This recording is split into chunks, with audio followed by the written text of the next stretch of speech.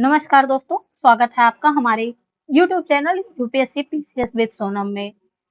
आज की वीडियो में हम daily current affairs the Hindu का एनालिसिस करने जा रहे हैं, जो किसी भी स्टेट पीसीएस एग्जाम या यूपीएससी के लिए बेहद ही महत्वपूर्ण है। साथ ही यह वनडे एग्जाम और आपके डे टू डे लाइफ में अपडेट के लिए भी बेहद ही महत्वपूर्ण है। तो बिना समय गवाए चलिए शुरू करते हैं आज का हमारा ये सेशन। कैबिनेट ने बिहार में 3822 करोड़ रुपए की एनएच 139 डब्ल्यू राजमार्ग परियोजना को मंजूरी दी। कैबिनेट समिति ने साहेबगंज अरेराज बेतिया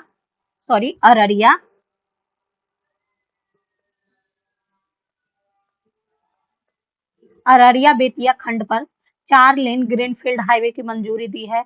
यह परियोजना हाइब्रिड इम्यूनिटी मोड पर लागू होगी और इसकी कुल लंबाई 78.94 किलोमीटर होगी। यह कदम पीएम गति शक्ति मास्टर प्लान के अधीन क्षेत्रीय संपर्क, व्यापार, पर्यटन और आर्थिक विकास को बढ़ावा देगा।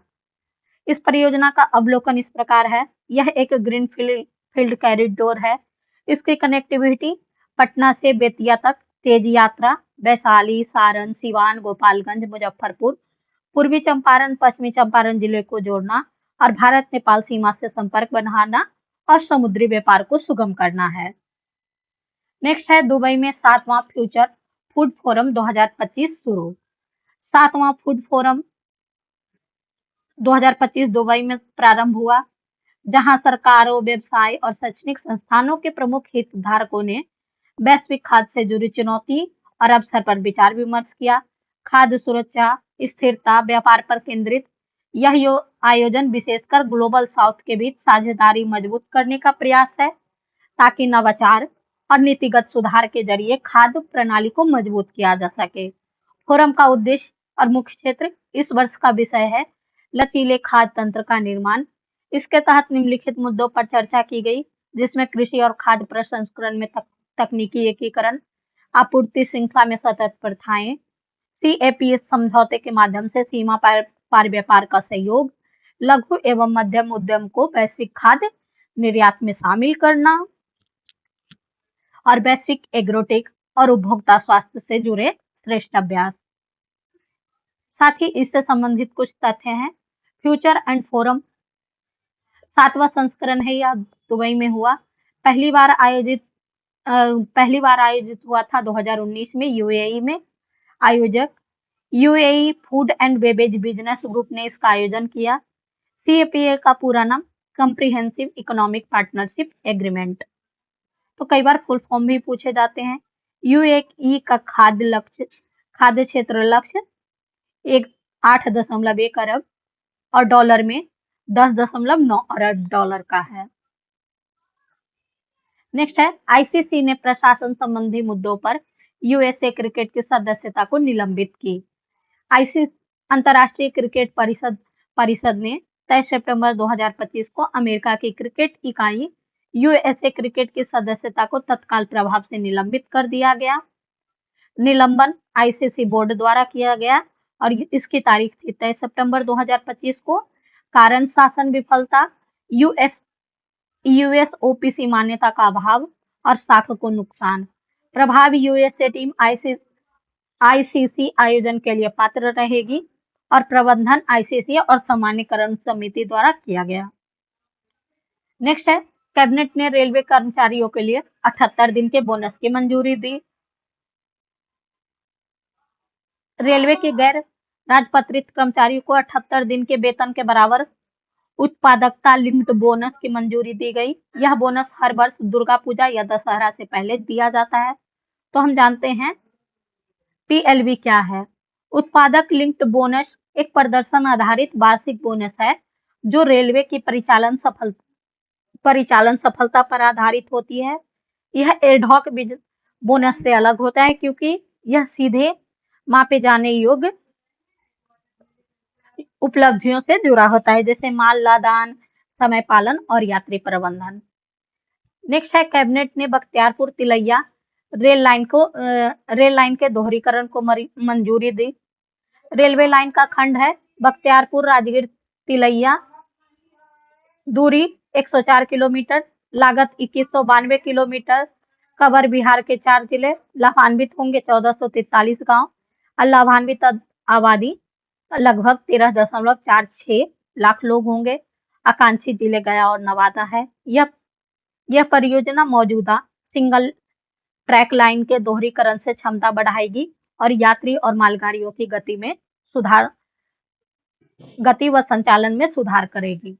नेक्स्ट है विश्व फार्मासिस्ट 2025। विश्व फार्मासिस्ट दिवस हर साल 25 सितंबर को मनाया जाता है। यह दिवस इसलिए मनाया जाता है ताकि फार्मासिस्ट के सार्वजनिक स्वास्थ्य, चिकित्सा सुरक्षा में योगदान को सम्मानित किया जा सके।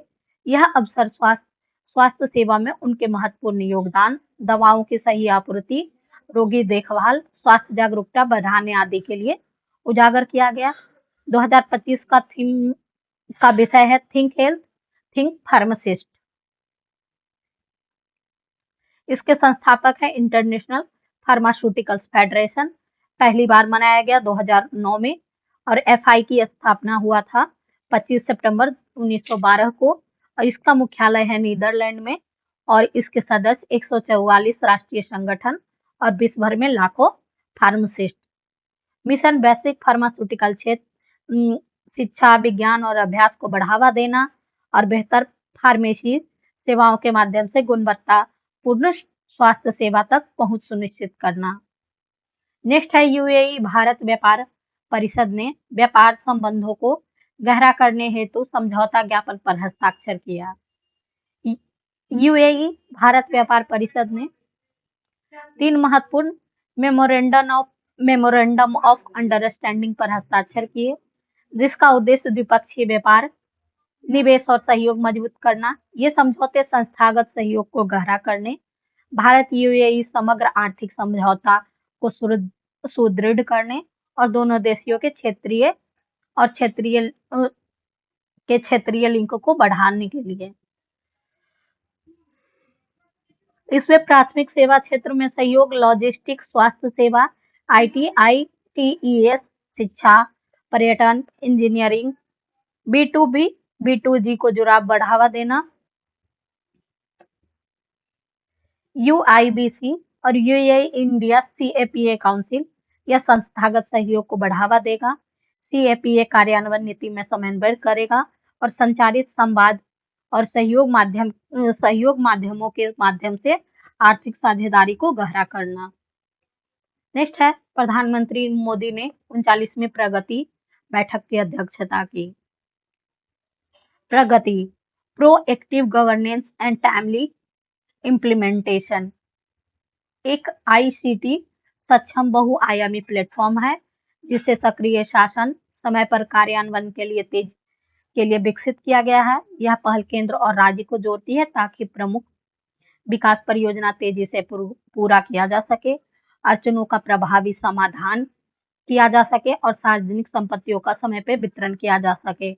इस क्षेत्र में प्रधानमंत्री ने 8 बुनियादी ढांचे परियोजना की समीक्षा की, जिसमें खनन, रेलवे, जल संसाधन, औद्योगिक गलियारे और ऊर्जा क्षेत्र के प्रोजेक्ट शामिल है। प्रगति के बारे में, प्रगति प्रधानमंत्री कार्यालय द्वारा विकसित डिजिटल प्लेटफॉर्म है।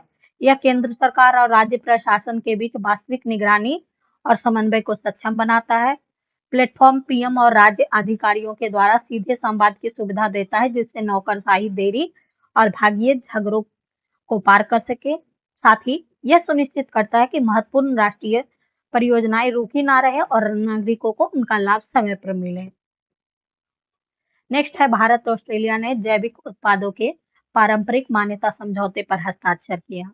भारत ऑस्ट्रेलिया आर्थिक सहयोग और व्यापार समझौता के तहत जैविक उत्पादों के लिए पारंपरिक मान्यता व्यवस्था पर हस्ताक्षर किया।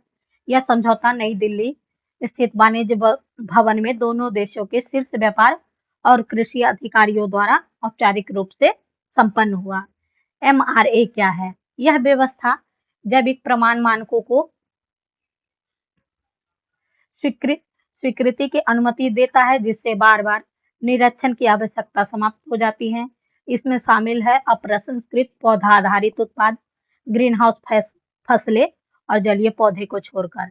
प्रसंस्कृत पौधा आधारित खाद, जिसमें भारत या ऑस्ट्रेलिया में संसाधित तृतीय देश प्रमाणित सामग्री और वाइन है। इसके क्रियान्वयन की एजेंसी है एपीडा और वाणिज्यिक उद्योग मंत्रालय भारत और डीएएफए कृषि, मत्स्य और वानिकी विभाग ऑस्ट्रेलिया। भारत की जैविक दृष्टि, भारत का लक्ष्य है दुनिया का ऑर्गेनिक फूड बास्केट बनने का। इसके लिए एपीडा ने निम्न प्रयास कर रहा है: प्रामाणिक जैविक खेती का विस्तार कर रहा है, वैश्विक निर्यात को बढ़ावा दे रहा है, पारदर्शिता और अनुरेखन को प्रोत्साहन।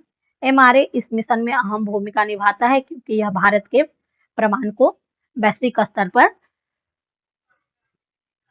स्वीकार बनाता है। तो दोस्तों, हमारा ये करंट अफेयर सीरीज यहीं पे समाप्त होता है। कल फिर हम मिलेंगे कुछ नए मुद्दे और नए विषय, नए चर्चाओं के साथ। तब तक के लिए पढ़ते रहें, आगे बढ़ते रहें। Thank you.